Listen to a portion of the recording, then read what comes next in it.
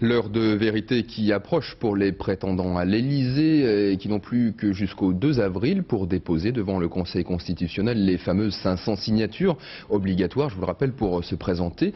Pour certains d'entre eux, et notamment pour Jean-Marie Le Pen qui redoute une élimination prématurée, le cap n'est pas encore atteint. Une nouvelle fois, le président du Front National crie au complot. Reportage Stéphane Grand, Virginie Hertz.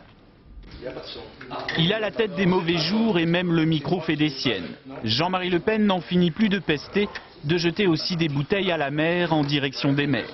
Il lui manquerait encore 70 signatures et vieille tradition d'extrême droite, il crie donc à la machination politique orchestrée par le camp chiracien. Puisque une semaine de la campagne électorale a pratiquement été consacrée au problème de ces signatures de maires. Alors moi je dis aux maires, il faut savoir finir une grève.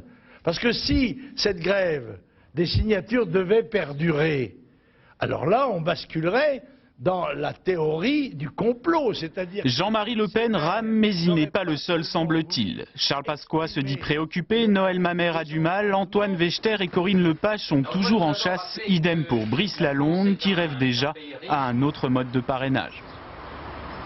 Il faudra vraisemblablement un autre système où les citoyens, nos concitoyens, puissent donner leur parrainage directement. D'ailleurs, beaucoup de gens m'ont téléphoné, c'est assez amusant. Je passe devant le boulanger, ah, monsieur Lalonde, je vous donne ma signature. Enfin, beaucoup de gens spontanément voulaient donner leur signature, ignorant qu'il fallait être élu, quoi.